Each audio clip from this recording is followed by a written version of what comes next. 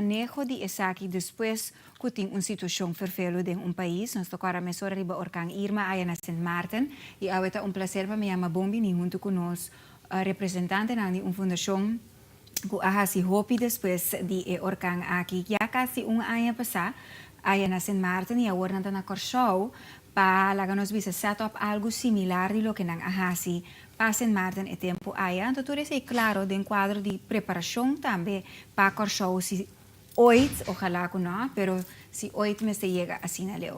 Pues mi kera llama bombinina Alan Skes. Yes. I got it right. Y también a Iris Hakkens, door dos studies in Martin, dus ons tabay conducir entrevista aquí na inglés. Welcome, nanta di Fundación K1 Britannia Foundation. Y nanta bay conta nos un tiki prometi kiko fundación aquí ta para pe, pero específicamente también kiko ta trabajo nan kuna binta hasi después di calamidad allá na St. Martin. Welcome once more with us here in Mòru. Buen día. And let's start with K1 Britannia Foundation, about its original goal, what it was set up as, and then what it does now additionally. Yes.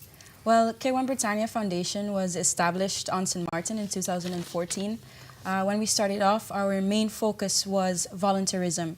So what we did was put a focus on the problems, not the problems of the island, but the solutions. And so we wanted everyone to know that we can complain a lot about things that were happening, but we could be a part of the solution by volunteering with other organizations that were active in the community. And when we speak about volunteerism and solutions, to what exactly? Well, one of the issues that was close to my heart and close to our founder's heart, Priya, is troubled youth. So when we first established, we had a main focus of foster kids. So we work with the Court of Guardianship, the Voogdijraad, and family guardianship, and we work with the foster homes so that we can give these kids educational support. We can put volunteers through training so that they can become foster parents or mentors.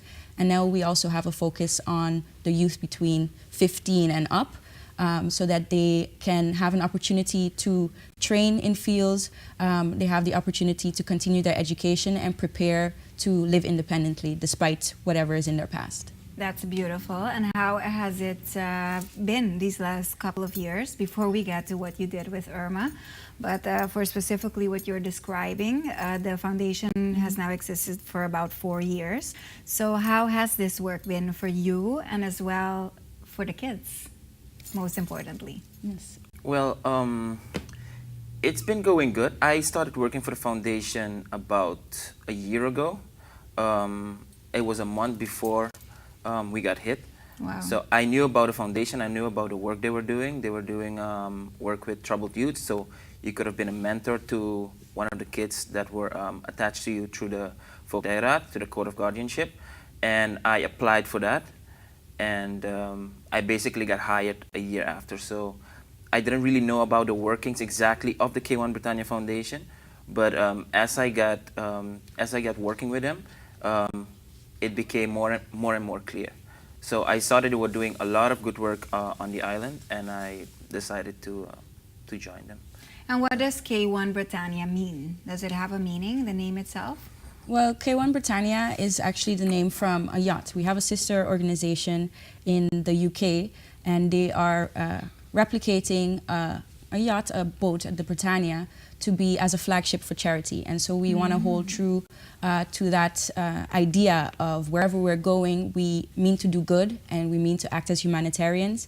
But we also have a focus on maritime. So some of the youth in our programs, we try to give them a second chance by getting them a job in different fields. And for St. Martin, the maritime field is a very prominent field, a very important one. So to give them training and skills in that field is something that can give them an opportunity to get out of whatever that they're in. And then we get to Hurricane Irma, of Orkang Irma, manera nos sayamele akinang, where the foundation got another or an additional purpose. What can you tell us about that? Well, the purpose, the way it happened was very surprising. We started talking about disaster relief, but out of context of the Hurricane Irma. And we were talking about doing disaster relief as an additional project for the K1 Britannia Foundation. And then a couple of days after, we had a storm coming our way, which was a hurricane category 5+, which was Irma. So we kind of got trusted into disaster relief, and we just happened to speak about it, and it kind of happened. So because of the hurricane, we have this extra pillar added to our foundation. However, some of our international partners for K1 Britannia have been doing disaster relief before, so they do have some experience in this field. But the St. Martin branch did not do disaster relief until Irma. Wow, and we have images from exactly that, right? Yes. This is from the period right after. What exactly did you contribute with when it comes to disaster relief? We did mass distributions. We did rapid assessments, which was going to all the care institutions like foster homes, Safe Haven, White and Yellow Cross, mental health foundations, and we checked up on them. We made sure they had food, water. If there were any needs that they had, we were able to get help. So we drove around basically looking for people who were able to assist, or organizations who were able to assist, and then that's the way we provided help for them. Mass distribution, as you could see on the video, is basically giving food to the masses, because most people didn't have food about a couple of days after the hurricane, and everybody started to panic. And we managed to secure some food from a supermarket in St. Martin, and we distributed the food also. And how big is your team? Our team it consists now of 4 people, which is the founder, Priya, is myself, is Iris, and there is one more person on St. Martin, Chiara Bowers. So we have like... And that's your team? That's our staff. Yes, that's our Okay. staff. We work mainly with volunteers. Right. So our volunteers are invaluable to us, and for our disaster relief team, immediately after Irma, we had a group of 20 to 40 persons continuously. And for our disaster relief and crisis team that we are setting up, we will have a core of 20 persons who will be trained in a variety of fields who can assist. Wow, okay. And now, fast forward, you're here in Curacao, and you will be having a session, an informational session soon. Is it tonight? Yes. I already forgot. It's tonight, and it's to inspire what, or to convey what information? We want to start a disaster relief team on Curacao as well.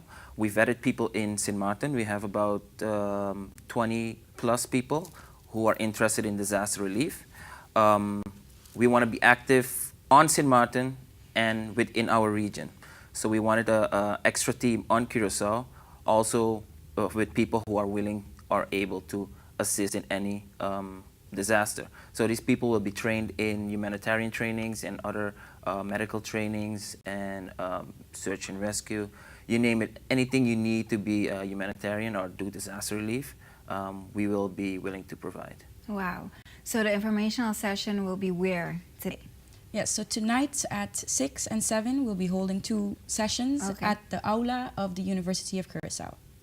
Where you'll be giving information about K1 Britannia, and also what the requirements are to be a part of this organization? Yes. Okay. So So in saying that, who is, let's say, a perfect candidate or volunteer in this case to be a part of K1 Britannia? for our disaster relief and crisis team, we are a bit more strict in the sense of we will not take underage volunteers, because it is a danger to be in such a region. You can understand that disasters are chaos, and so we can't always control what's happening. The next thing that we are looking for is persons who are physically active or physically fit, just because you have to be able to carry yourself for 8 to 12 hours at a time. And, you know, we'll be moving a lot of supplies, not only food and water and things like that, but also mattresses and cots for shelters and that kind of things. So those are 2 main requirements. And the rest is all additional. We would take on a case-by-case basis to see what we can accommodate, because after all, this is volunteer work. And so we're asking persons to an old personal risk to come out and help others. And so we understand that, you know, it is a difficult decision to make, and we are willing to be a little bit flexible in seeing how we can make that experience a positive one. Right. And once they have this information after tonight, what's the next step? We will have their information in our database, also their phone numbers, their email address. So we will contact them, and the people that we select will be called up, and we'll be looking for trainings on Curacao, like medical trainings, or maybe abroad.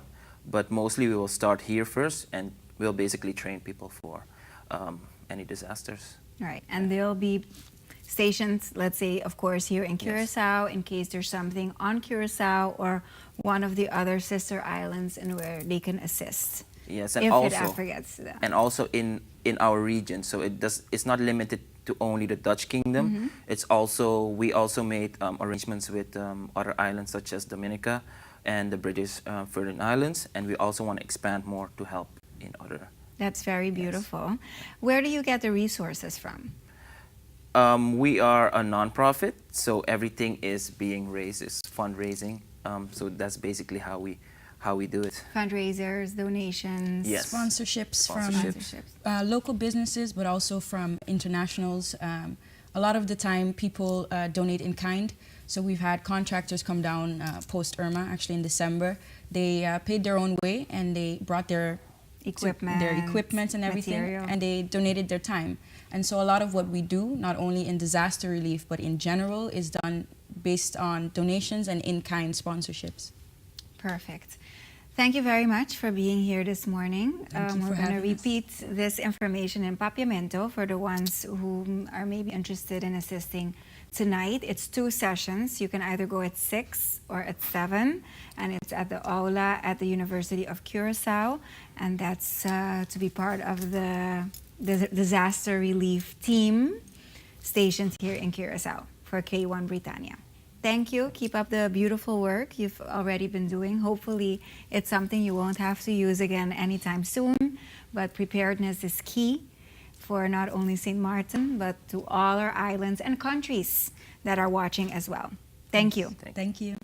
Y para nos repetir un vez más, esa kita e fundación pues K1 Britannia, nanta un organización caritativo, pero kung natpromeco orkang Irma apasa ay na St. Martin, nang kumisa pensa ka ba na expande ng servisyo ng di voluntario, ipa-incluir tambe asistencia durante e después de calamidade, e nangahaya ng mesmo visa bentadeng lamang gancho na momento ko diz, algum dia después ko na kumisa conversato kante e posibilidad aqui pe fundación orkang Irma apasa na St. Martin e nang alogra na duna e asistencia tambe ko nang desea di por abrinda un dia nangahaya ng mesa hasiele rapidamente e awar Buhay experiencia ko nanting nang ke sige expande ding región aqui, pues nanta kumisa ko Curacao si abota un persona ko ta sinti kubo por contribuir como voluntario na momento como ser preparar para calamidad of durante calamidad e después de calamidad si bota sinti kubo tu persona ko por contribuir de manera of otro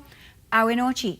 Ding 2 session, seja vos coge 6 horas of 7 horas, un kuta combinibo mas, vos por assistir, claro, gratuitamente na session de informação de fundação aqui, que é K1 Britannia, na aula de Universidade de Curacao. Aí na uma maneira nos conhecete ainda, para receber informação aqui, inscrever também e na mesma tomar contato com você depois para mais informação e claro, depois lo seguir sessões de training, preparação, etc.